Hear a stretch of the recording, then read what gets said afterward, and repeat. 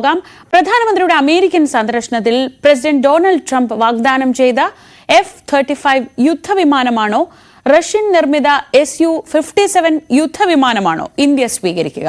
ഇരു യുദ്ധവിമാനങ്ങളുടെയും ശക്തി ദൗർബല്യങ്ങൾക്കൊപ്പം ഇരു രാജ്യങ്ങളുമായുള്ള സാമ്പത്തികവും തന്ത്രപരവുമായ ബന്ധങ്ങളുടെ കൂടി അടിസ്ഥാനത്തിലാവും ഒരു അന്തിമ തീരുമാനമെടുക്കുന്നത്.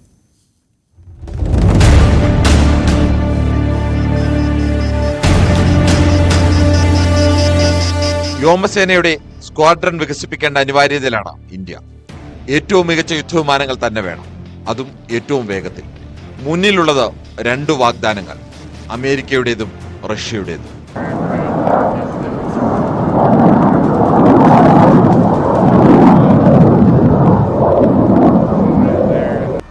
അമേരിക്കൻ നിർമ്മിത F-35 ലോകത്തെ ഏറ്റവും മികച്ച അത്യാധുനിക സ്റ്റെൽത്ത് യുദ്ധവിമാനങ്ങളിലൊന്നാണ് ലോക്ക്ഹീഡ് മാർട്ടിൻ F-35.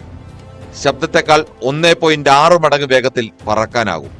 50,000 അടി ഉയരത്തിൽ വരെ പറക്കാൻ കഴിയുന്ന F-35 ഒറ്റയടിക്ക് 833 കിലോമീറ്റർ സഞ്ചരിക്കാനാകും. വില കൂടുതലാണ്. F-35 ഇന്ത്യ വാങ്ങിയാലും സാങ്കേതികവിദ്യ കൈമാറാൻ അമേരിക്ക തയ്യാറാവില്ല.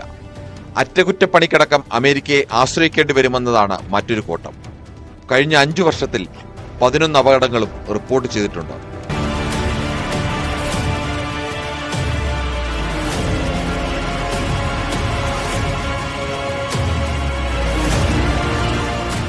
റഷ്യയുടെ Su-57 F-35 കിടപിടിക്കുന്നതും ചെറിയ റൺവേയിൽ നിന്നടക്കം പറന്നുയരാൻ കഴിയുന്നതുമായ ഇരട്ട എഞ്ചിൻ യുദ്ധവിമാനമാണ് സുഖോയ് Su-57. വേഗതയിലും ആയുധം വഹിക്കാനുള്ള ശേഷിയിലും ഒറ്റയടിക്ക് പറക്കാനുള്ള ശേഷിയിലും F-35 മുന്നിലാണ്. ഇന്ത്യയും റഷ്യയുമായി സംയുക്തമായി നിർമ്മിക്കാൻ 2007 തീരുമാനിക്കുകയും പിന്നീട് ഇന്ത്യ പിന്മാറുകയും ചെയ്ത വിമാന പദ്ധതി കൂടിയാണിത്. സാങ്കേതിക വിദ്യ കൈമാറാനും ഇന്ത്യയിൽ നിർമ്മിക്കാനും റഷ്യയ്ക്ക് സമ്മതവുമാണ്. യുദ്ധവിമാനങ്ങളുടെ ശേഷിക്കപ്പുറം സാമ്പത്തികവും തന്ത്രപരവുമായ പങ്കാളിത്തം ഏതു രാജ്യവുമായിട്ടാണ് കൂടുതൽ വേണ്ടതെന്നതിനെ കൂടി ആശ്രയിച്ചാവും അവസാന തീരുമാനം. International desk, news 18.